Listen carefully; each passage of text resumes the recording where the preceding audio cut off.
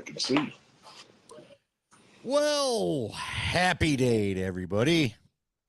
Scott Hastings, Andy Lindahl, hot mic with Hastings and Lindahl, hanging out with you here on a Wednesday night, 9 o'clock, doing our thing. I almost wore my old bucket hat. I'm getting a little thinner, doing the deal. I'm not quite there yet, though, so the bucket hat's for later. I got a haircut today. Did you get the free guy haircut? How often you get the haircut? About every 2 weeks. You don't want to get long? No. No, go one on the side. You know, when you completely retire, I guess, then I guess you never get a haircut. I saw a guy on Zoom last week. He just retired from the Air Force like 6, 7, 8 months ago. Already got his hair all the way down to here. And I'm like, and my other buddy who just retired, who was flew in the Air Force and then went to FedEx, goes, "Oh, you got that post fly boy hair going right now." So I don't know if that's a thing that you get out of the military, you'd let your hair go. Probably, man. You know, whatever you got to do, they force you to do something. You're going to go all the way the other way when you get a chance, right? So you think the Rockies would do that at some point, go all the way the other way and be good at some point, but there's only, you know what? We're going to start stealing the moniker for the Cubs. It's worked for the Cubs. Just wait till next year, Andy. Just wait till next year. I'm happy to. Yeah. Happy to wait a whole year to watch this crap again. Last time I checked in, it was 5-0 in the second. 7-1 in the fifth, bottom of the fifth. And it looks like they're just going to make sense of where this. He's not been great tonight, but I think they're just the hell with it. You know, it's how many games will Cincinnati end up pitching by the end of the year? He'll get one more start, right? There's 5 more games after tonight. No, I think you might be right. Maybe he pitches the final one of the year. Because on a day off, I keep thinking it's Thursday, but instead it's only Wednesday. So, yeah, they got one tomorrow. No, they're one tomorrow and 3 with the Giants. There's only 4 left, so this is probably it for him. So he's probably done. Yeah, you would think. So, yeah, they're probably saying, "Hey, thanks for the year. Try to get to 7." Yeah, we're gonna go ahead and smoke you, and then that'll be that. So peace out. So I don't even know who's gonna be on this pitching staff next year. I don't know. I guess I shouldn't say. I don't even know the contract status. They've been so bad. I'm not even interested in who stays and who goes, quite honestly. Well, I was going to ask you. So the last game, then, and again, I'm like you. I thought today was Thursday. It's Wednesday. So Thursday, Friday, Saturday, Sunday, 4 days left in the season. What do you want to see done Monday? So we're going to go do our show Monday. We're going to be getting ready for a Monday night football game between the patched up Bengals and the Denver Broncos. But what do you want to see announced from the 20th and Blake come Monday? Do you want any news? Yeah, I want everybody fired, but I'm not expecting it. What I want and what I'm going to get are 2 things. Once upon a time, I wanted to take Gwen Stefani out on a date. Did I expect to? No, I didn't. So, no. Look, dude, I want a clean house. That's what I want. I want Schaefer gone. I want anybody associated with what has been the last 3 years out of the building. Don't tell me, well, you don't know anything about baseball at altitude. All due respect, neither do you. You've lost 300 plus games the last 3 years. You don't know what you're doing. You don't know what you're doing. You don't know who you're drafting. Guys aren't coming up. The hell with all of it. Why? No. If you're part of this thing for the last 3 years, you are out. You are out. Let Walker Montford take over. Let's at least see what the kid can do and get some idea what's going to happen. You know what I wish this Rays thing would do, frankly? But it ain't going to happen. I wish the Rays number would be so big in the billions of their sale that it would get Dick Montfort to think about selling. I really do. But it's not going to happen. Because you know what? Did you know what I heard on our own air today? Did you hear I know you probably don't always hear the ads, but I was listening to you guys. Do you realize they're promoting Top Deck Golf, where you golf off the top of the top deck and you try to hit targets below, and then there's a big party in the clubhouse. I mean, they've just come up with every event to have Dick Montfort's turn Coors Field into his own personal ticket, his own little money printing machine all year round. I did hear Top Deck Golf, and I almost said to D-Mag, I said, "What don't they have Top Golf? What is this a new competitor in town?" Because I know some of the Top Golfs around the country they've had to go bye-bye. So he's just opening up. Is it just for like one day? It's one day, and tee times will be tee times all day, and prizes and golf skill competitions. There's the whole thing. Again, if you want to advertise on Altitude Sports Radio, we can get you some salespeople. But I heard the advertisement, and it was all about hitting golf balls off the top deck, and it sounds like Top Golf, where you're hitting targets down on the field, and then they said beer and prizes in the clubhouse afterwards, and blah, blah, blah. And so again, he's got My Chemical Romance, one of my favorite. I don't get into a ton of the emo bands, but they're one of my favorite bands. They're playing Coors Field next year. Paul McCartney's about to show up in October. They're just finding ways to print money now, even when the baseball team. Like again, I think I hate it. I think I said it and you disagree, but I'm going to stick to it. I think, or maybe it was Nate, I don't think they should be allowed to make any more money off this damn thing till you make the baseball team good. We voted the stadium to watch decent baseball. It hasn't been for 3 years, so you shouldn't be able to host concerts and all this other crap. You want to do that? Fine. Give the money to the city. Well, listen, remember that was that sales tax that built it for Monfort. So, I mean, I think he owns the building. He just has maintenance on it now. So he can do what he wants to do. Yeah. And I won't say whether or not I have tickets to Paul McCartney coming in town in October. But I'm mad at you for wanting to go, dude. I get it. It bothers me that you are finding a way to turn this baseball park into every form of money-making thing you can when you haven't made the team good. I would not have a lick of an issue with it if we were at least a good team that every 4 years is getting into the playoffs. I understand that the struggles of baseball. I'm not asking you to put together the Yankees every year. I'm not asking you to spend money, but I'm asking you to try and be competitive, and he doesn't do it, and it's highly offensive to me. So whatever. Sit back, collect your money, turn it into a family business, hand it over to your kid. You're basically becoming as the Raiders, and you don't care. Or, Doesn't it feel like, though, with baseball, you mentioned Tampa going up for sale. Like if an NFL team announced tomorrow, even one, doesn't matter where, is up for sale. Cincinnati up for sale. How many people will jump in line? And you've got to be a billionaire, yeah, to own an NFL franchise now. Oh, it's the new billionaire. It's the new piece nobody else can have. Yeah. So, I mean, you're going to have 4, 5, 6 people in line to buy a football club, right? Yeah.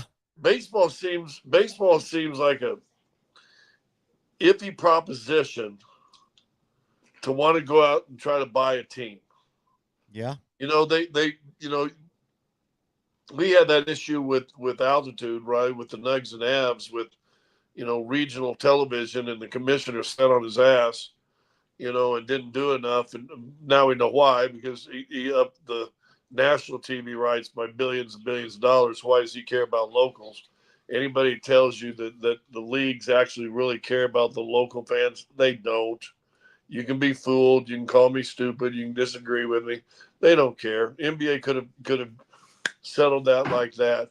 And baseball, I think, is the same way, because a lot of those regional sports networks that went out of business, Bally's and stuff like that. I mean, they were doing hockey. They were doing a lot of baseball, and they're gone. I mean, so where does Major League Baseball generate its revenue?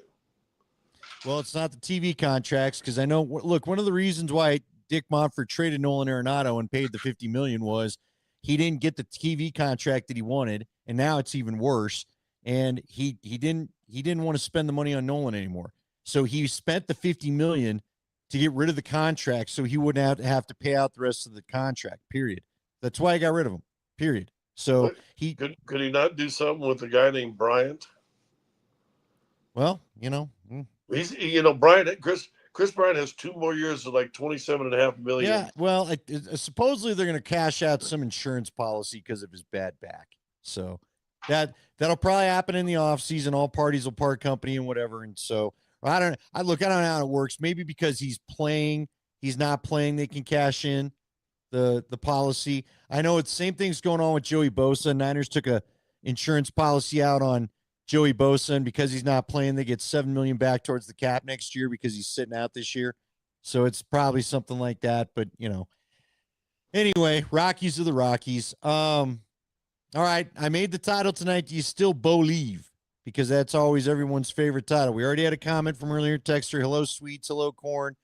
Hello, Corn Horn. Hello, everybody that's in here already. A lot of the regulars. But Here's a new one from Wes Williams. He's saying, "Do I believe it's not easy? I'll say that. I just don't I don't believe this team will blow out the Bengals. When I see the offense and defense put together a good game, then maybe." Yeah, man, it's been an interesting 3 weeks. Now, I said this to Nate earlier, dude. Look, I don't think it's all about Bo, but Bo's got to get better. But you and I were believing the scouting reports before the combine that were saying that the deep ball is going to be a problem. And maybe they got away with it last year, and Sean Payton did a good job of scheming up some plays, and Bo had some good throw. Look, Bo had some good deep throws. There's no doubt about it. But he's missing them right now. And I would like to know what is getting, what has changed other than they have no rhythm. They're always in terrible third downs. I mean, there's a litany of problems with this offense. But Scotty, more than Bo, what bothers me, and you know what? We asked Chad Brown this, and I know not everybody seems to agree with Chad Brown that I hear from, but I trust Chad Brown's eyes, and it's something that you've said for a while. Chad Brown, I go, well, what do you think of the O-line and how highly they're rated? And Chad Brown told us yesterday, he said, look, he believes in PFF, so he's not a PFF hater. He's been to the headquarters. He thinks they do good work. He's seen how they get the grades. But he said, I think the offensive line is overrated. So if the offensive line's overrated, I mean, you tell me what's working on the offense right now, which we all know the answer, and what do you do to try to get back on track? That's a whole lot to unpack. Take it out a garment at a time. Yeah. A couple stats that have hit me, and one from last year. You said they schemed him up, did a good job, won 10 games, got to playoffs. He also led the NFL in the NFL quarterbacks in passes behind the line of scrimmage. So I think a lot of that. I keep arguing with Tyler. Tyler said, "Well, they're actually playing pretty good. Didn't play that good in Game 3, but this is a good offensive line. I mean, look at their pass protection efficiency is. I go, if you're passing every pass, or 2 out of 3, or 3 out of 4, or swing out passes behind the line of scrimmage, or bubble screens, or whatever, he's holding the ball for a second half. How long do you have to really pass rush? I mean, pass protect, right? So I wonder, because it seems like when he steps back and has to sling it, it seems like he's got happy feet, like he doesn't have a lot of confidence in that pocket that he's going to have room to step and play, and he's just he chucks it, and I think that's why he missed. Listen, he missed three wide open plays that would have been monster plays. A couple of them would have been touchdowns. He just hits one of them, you win the game, right? I mean, you just needed one of those to hit, and you win the game. So there's that. I don't know. Listen, it's too early. I think they will beat Cincinnati. I'm not a big Browning fan. Their offensive line is probably one of their weak points on the team again. And you don't have anybody with escapability and that can win you games like you did with Burrows. So I think the D line is going to feast. But I think it still goes to the offense. We had Leggy on today. They've had, gosh, I'm gonna blow this up. I'm gonna mess it up. Seven series in the last 2 weeks where they didn't even get one first down. 10 yards or less. Yeah, they had 4 series last week and they gained a yard in 4 of their series. Maybe it was seven series they had no first downs. Maybe that was last week. And 4 of them they didn't gain but a yard. And Leahy pointed out, he goes, if you keep putting that defense out there, and I think it was 37-23 time of possession, 36-43 to whatever the 23-36, whatever. There's something wrong with this offense, and in the NFL today, the 2 people that gets way too much credit and way too much blame is the head coach and the quarterback. And I think that's who we all got to look at right now. If the offense keeps continuing to struggle, is the head coach and the quarterback. Now we had the comment here. I'll put it up there again from Andon. I don't believe, but I do believe we need patience to let the QB develop. That's a plan. Turning on him now is the same thing the Broncos have done for 10 years, and it will be the same old result. It's really not what they've done for the last 9 years because they never went out and spent a first round draft pick on a quarterback. They've never So, committed to anybody this way. We got to all remember Drew Lock was a second round quarterback and the second of the two picks in the second round. Remember, they took Dalton Reisner first the year they drafted Noah Fant. And then in the second, for whatever it's worth, the back to back picks, then they took Drew Lock. well, and remember this too: the only guy that I thought got dumped on and lack of support in Denver, and it started with what's our one guy's name was PD at our station for a while. That's over at the Fan now. Trevor Siemian. Trevor Siemian came out, his first year, not a high drafted player, but he played okay. He played okay that first year he got to play. And probably if he doesn't get hurt, they do make the playoffs. They do win one more game and instead of 9. And then what do you do after having a pretty solid year? We got a quarterback competition. Once you hear the words quarterback competition, in my opinion, your team is screwed for that season. Cheer them on, be happy when they win, and move on and find somebody else to look at that you really want to win. Yeah. CU's going through it right now, too, for a while. First 3 weeks, you don't know who's starting. Well, we're going to play all 3. We're going to play this. We're going to get the freshman. We're going to do when you've got competition that and you don't know at quarterback, your team's going to struggle. Yeah, I agree. Look, I don't think they're benching Bo. I know you guys talked about it this week, and DMAC, decided he'd map out all the way to doomsday. He decided to write the first and the Old and the New Testament when it came to how could Bo get benched. But he's just getting his tap shoes laced up is what he's doing. yeah, I get you. But look, I don't think Bo's getting benched. I tried to get Tanner to play our own. With the sound. I go T for 2. Couldn't find it.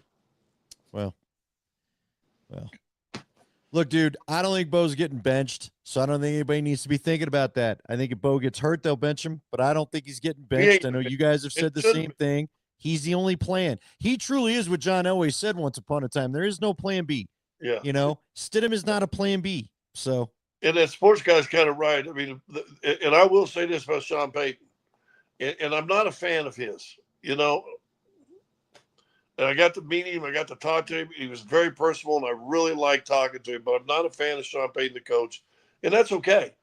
Listen, he called up 2 or 3 plays that hit on. If Bo makes a play, you win the game. So you really can't go into coaching on this one. Now, I thought he did a poor job in the Indy game, but listen, he dialed up some plays that were going to work if you execute. What that last one said? Leave my what alone? Leave my Drew alone. That's just bittersweet. It's our girl Marie. So she loves Drew Lock. Had to give her a little crap at her comment up there and let them know we see you. We are seeing all the comments from all the outlets, guys. So keep them coming. And if you're on Twitter, we can see your comments too. Yeah, dude. Look, that's the thing. If Sean now, look, I wonder if the tone changes if Sean continues to dial up some plays like you said. He drew up some great plays that got guys open. Great plays. Yeah. I mean, wide open. That the touchdown throw before half was fantastic. Well, yeah, with the pitch but dude, all 3 plays, guys could not have been more wide open. You've got to hit those, but we didn't. So, but the bottom line, look, Drew's the plan. Let me tell you my problem with Drew Lock. Yeah, Bo's the plan. Bo Nix. See, Marie, see what you did? Yeah, thank you, Marie. Drew Lock's head's bigger than Bo's, physically. I think didn't they have to score a touchdown? Didn't they get the ball back before half? Yes. And I think it was then. It might have been some other time of the game, but anyway, it was a nice third down play. Your third and 5, 3rd and 4.5. And you throw it to a guy right at the line of scrimmage, with the cornerback right on him, and you're like, you're going to be super, super lucky to break that tackle. Super lucky to break the tackle and get 4 more yards. Why are you throwing it there?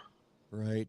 I remember talking to John Elway, and I know guys really used to care about probably 2 stats, but I'll say one, and that's did you win the game? I can't remember how many times John Elway said, "Listen, we got 3rd and long or whatever. I'll take a shot way down the line. If it gets picked off, it'd be just as good as a punt." Well, if you're 3rd and 5, why are you throwing it to the yard marker? Why? He was open. He caught it, and he gained 2 yards. Now it's 4th and 3. Not even close enough to really go for it. Why are you throwing that football? I'd really like to understand. Do you need to have your percentage up? Do you need to look at the end of the game and I threw it for 65% or 68%? How about no? Chuck it out of bounds even. I don't know. Or pull it out and run. I don't care. Or take a shot down the field and see if some guy intercepts it 40 yards down the field. Okay, it's a good punt. I think Bo is trying to. That's one thing I would say about Bo that, and this is just hit me. I'm not sure he's not a stat pattern. Okay. Completion. 2 yards, 4 yards, 2 yards, 3 yards. Well, you got to remember again, some of this goes back to last year. He won the job by not putting the ball in harm's way, right? He won the job by not throwing picks. He won the job by not taking sacks and all that kind of stuff. And I think it's still with him. I thought I saw the only time for the first week or so at camp, I thought I was seeing a Bo Nix take some more chances, but he's not been there since. And then, well, he did in camp, and if you remember, he had a lot more picks this year in training camp than we saw last year. Right, when they really got down to stuff, I know a certain couple people got real happy he hadn't thrown any for 2 weeks, but that was fool's gold. That was during the install period when things were moving slower. Do you think he's still hurt? No, I think. Listen, I'll tell you why, and you might be right. I'm not going to totally deny you've got an athlete side that I don't, but I will tell you this: he's struggling where the scouting reports said that he would. And I know we all love to pee all over the scouting reports and say they don't know what they're talking about, but these are dudes that have been putting evaluations together for a long, long time. A long, long time, okay? And look. Yeah, you know what?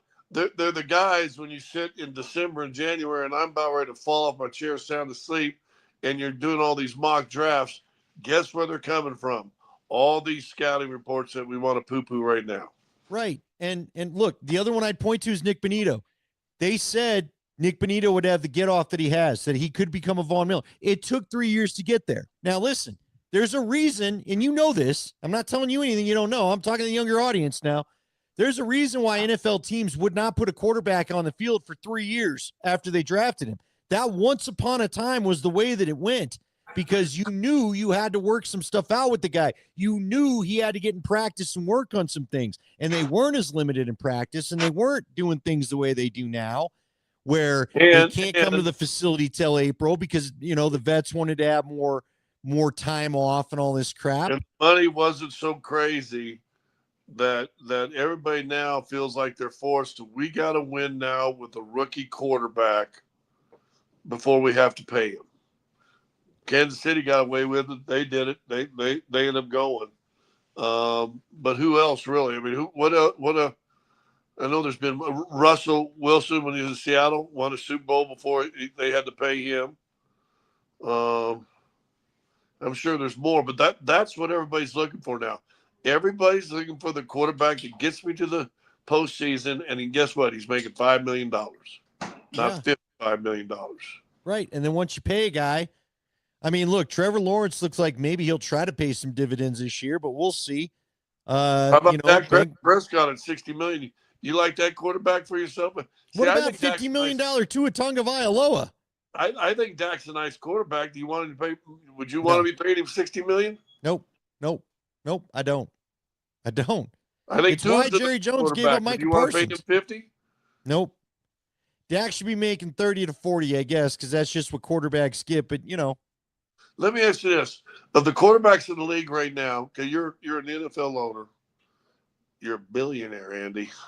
I like that. That chair right there is fine Corinthian leather you're sitting on, and not some naga hide. Not the fake cowhide that I got Not at American fake Furniture naga hide. You back in don't the even have real 2000s. naga hide. You You don't don't even even have know real how. naga hide. You have fake. Me and you got fake. I got fake naga hide right Yeah, there. listen, this chair right here, this chair is 20 something years old. Anyway, go ahead. So you can do it. What quarterbacks? And I know there's going to be more than one. What quarterbacks that you don't care what you got to pay, you're going to pay in today's NFL to play? I bet there's not as many as people would wonder or No, think. no, you're talking about the true boat raisers, I'm as we talking would about say. a guy like if Peyton Manning was in his 10th year, would you be afraid to pay him $50 million? Nope. Yeah. Patrick Mahomes, you afraid to Nope. pay him that much? Paying him. Josh Paying Allen? Mahomes, paying Burrow, paying Lamar Jackson, paying Josh Allen, but we could have some debate about those two with their track records. Yeah, but hey, listen, you're going to win 13 games and get to at least the second round of the playoffs more times than not. Fair enough. I'm paying them. Would probably pay a Jaden Daniels, it looks like, but again, No, I wouldn't yet. I'm not he's yet. already hurt. Yeah. Yeah, man. There's five So, or six. so what is that? Josh Jackson, Five. Burrow, Mahomes, 4. What was your 5th? Um, Burrow, Jackson, Allen, Mahomes. right. Those are all AFC. All right. What about a Stafford? Let me give you another. How about Herbert?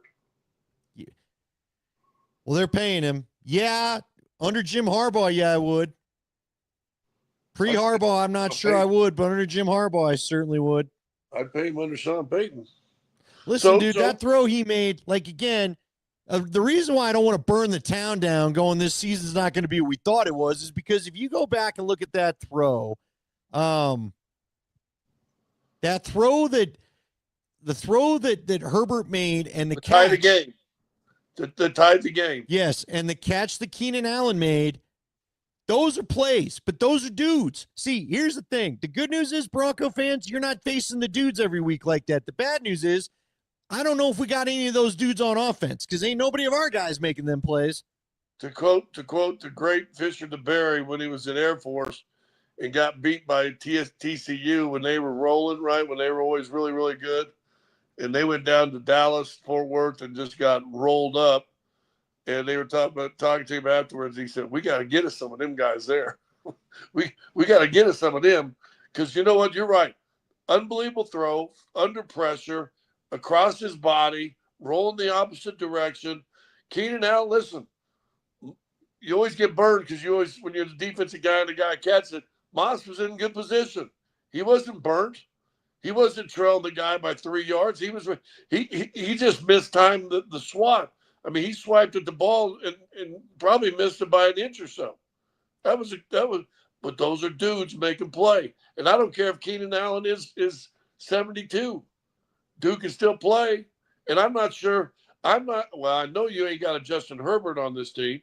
I'm not sure you have a Keenan Allen on this team. No, and that's where I was going to go. I mean, look, for all the hyper focus on Bo, and look, that's the position. It's the job you signed up for.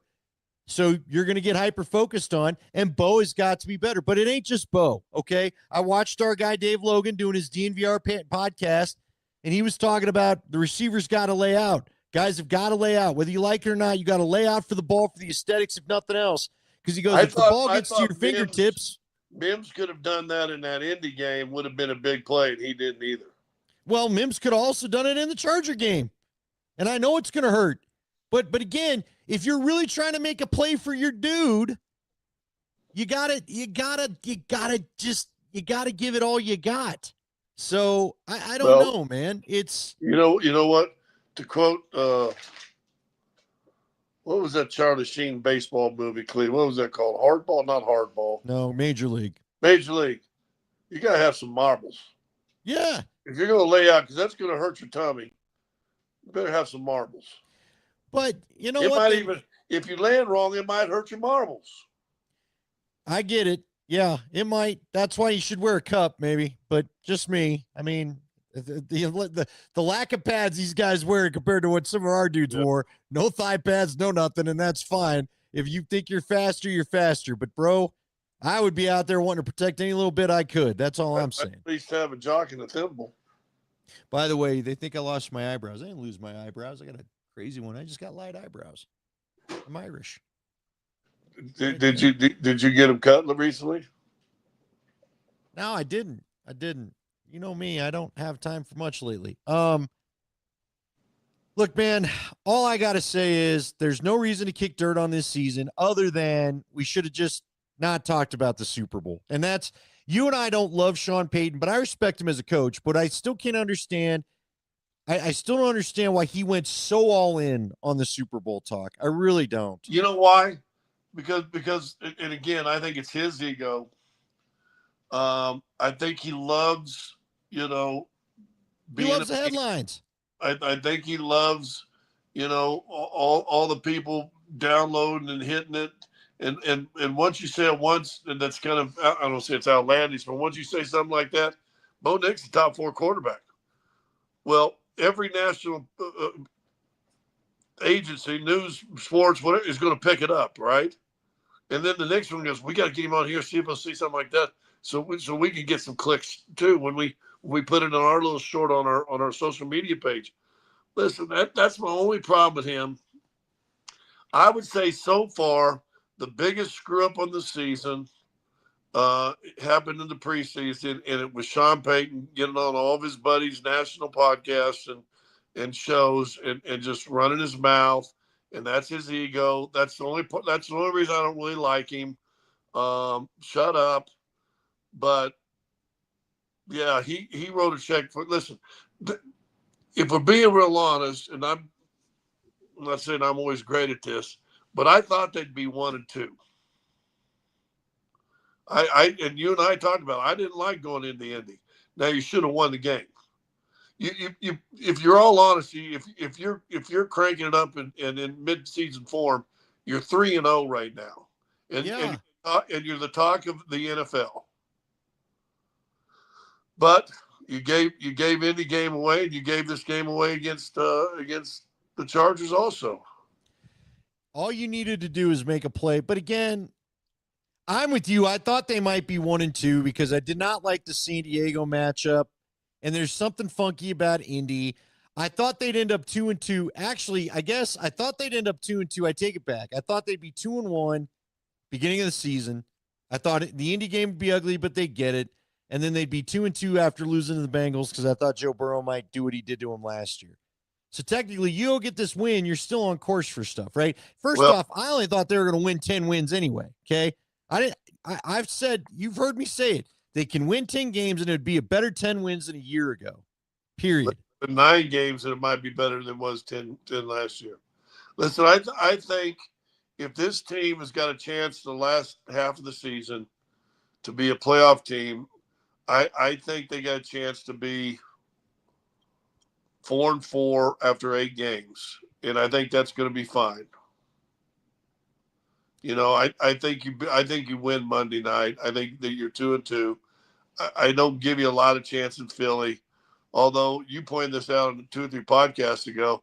Sean Payton has a way of once a year, and he's done it every year he's been here so far, of finding a way to beat some team he ain't supposed to beat. He did it to Buffalo with Russell Wilson. He did it Tampa Bay last year.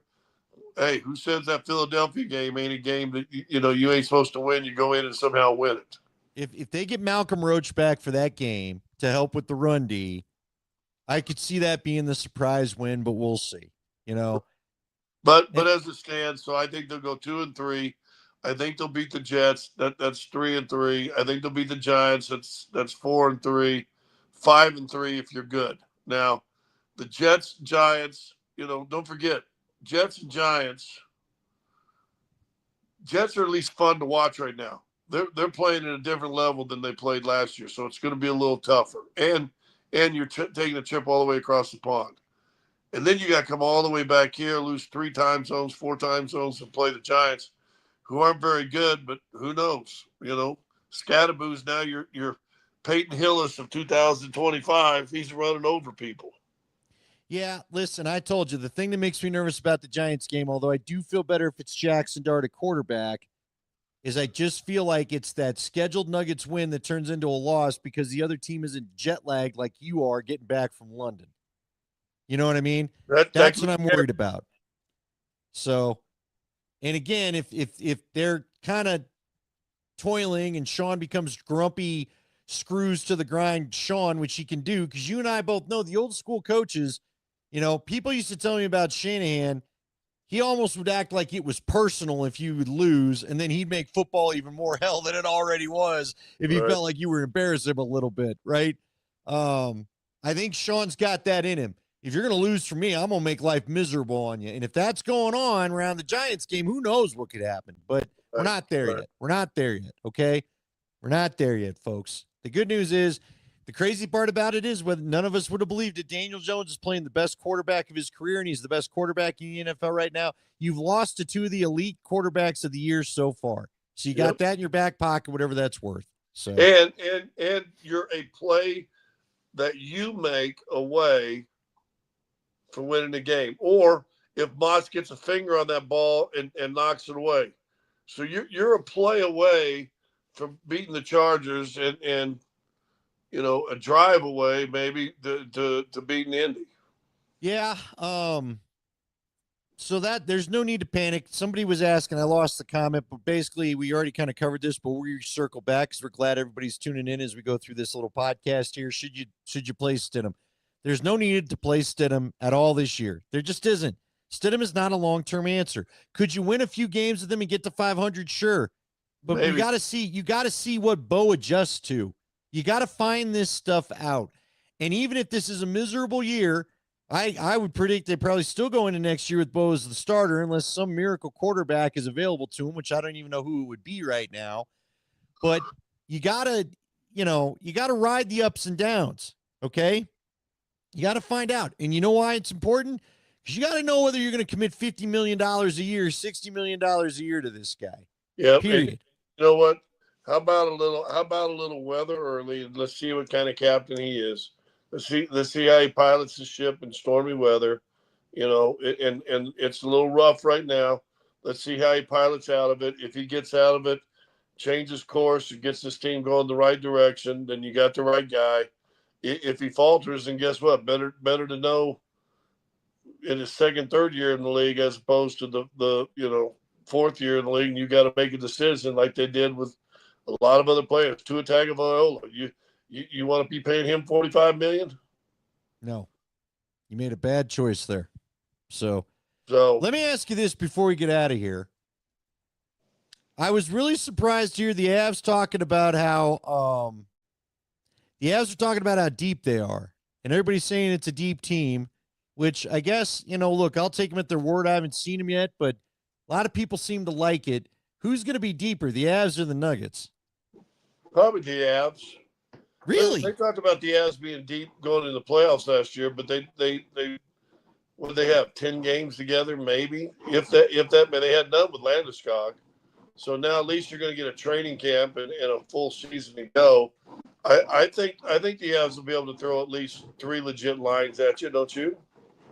And a fourth one that all you want is that fourth one is to gunk the other team up a little bit, don't you? Yeah, I suppose, man. I don't know. I guess I just expected some more stuff out of the offseason moves than I should not have.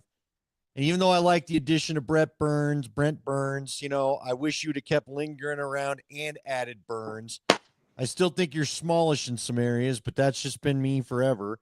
I really thought you were going to say the Nuggets because I thought the Nuggets could finally go about 8-9 deep come playoff time and 10 deep if they wanted to in the regular season.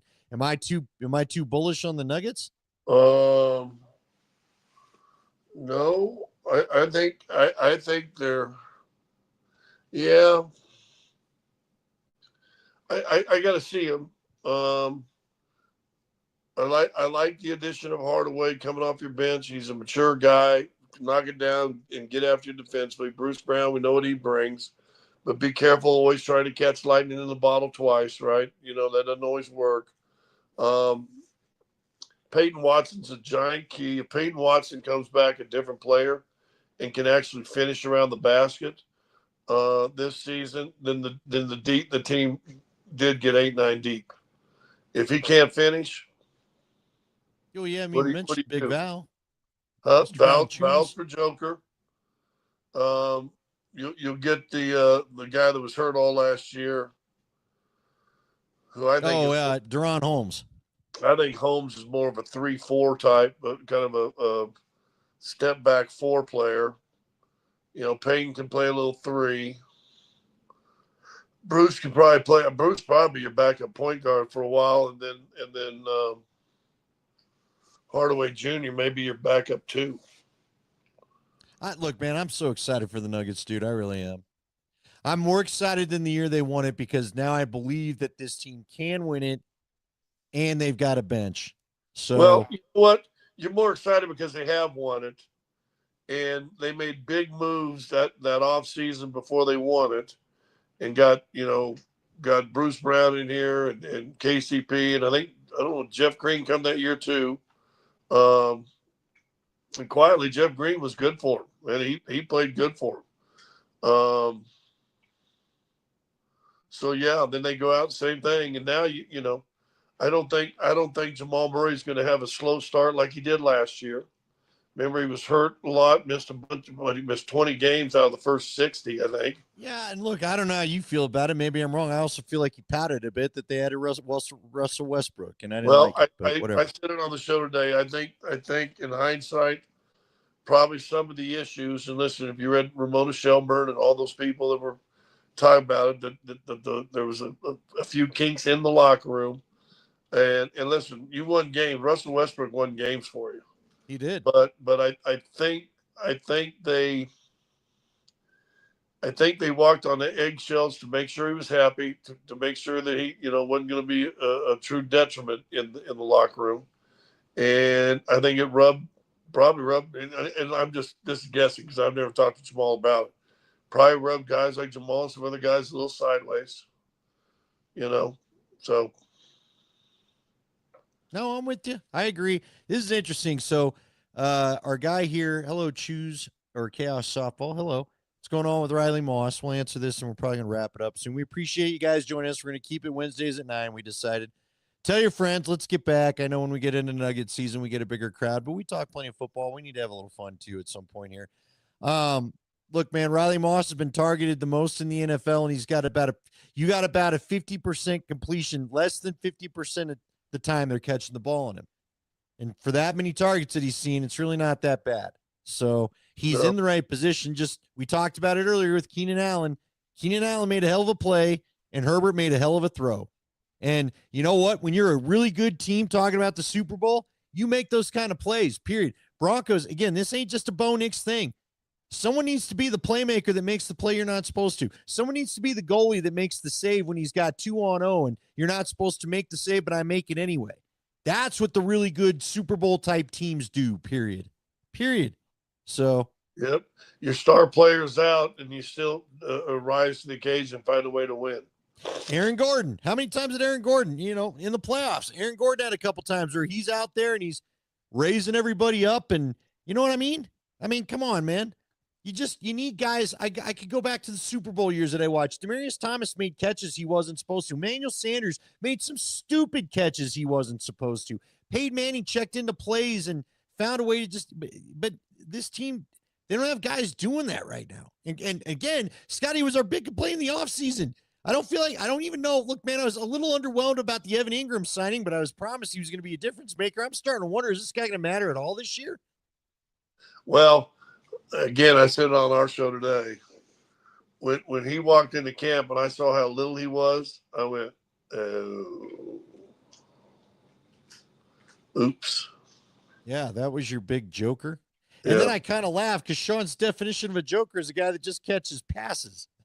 That's like to me, when he kept saying joker, to me, it was like a Christian McCaffrey who could be a running back, but if he splits out to wide out, you got a problem. He could probably find a way to pull a little tight end for it, but he can move all around. And no matter where he is, you better account for him. That's what I thought a joker was, not just a pass catching tight end.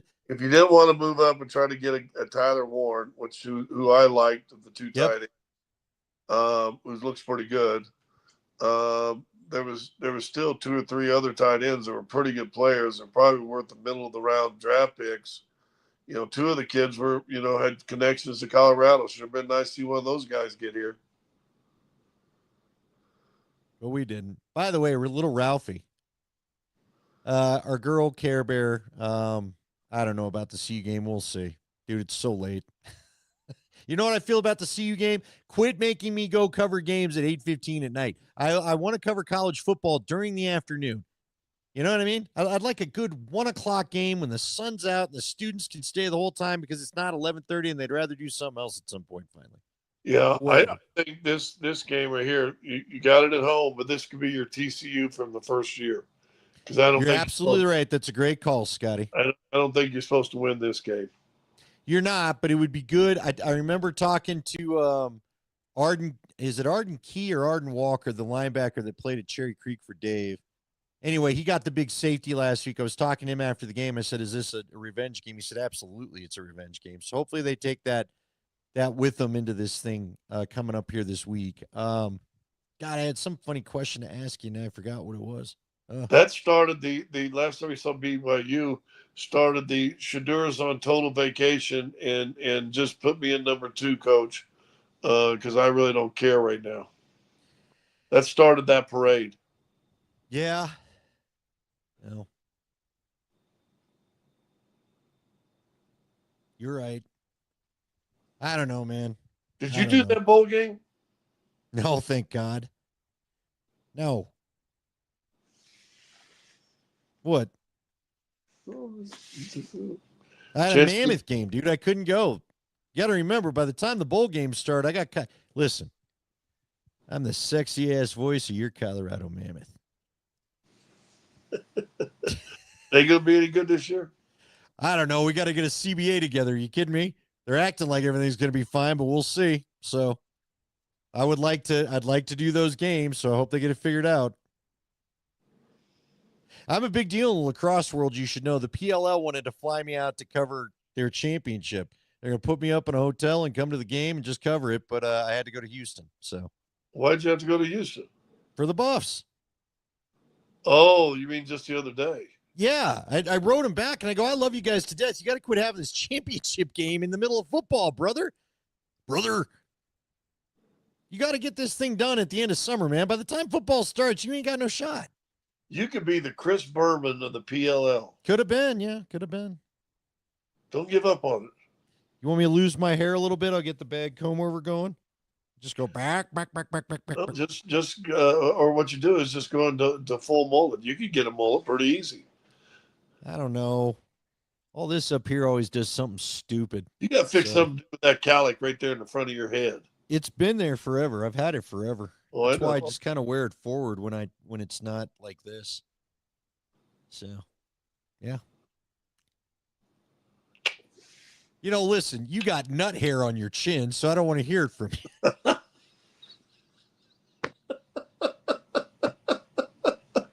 So with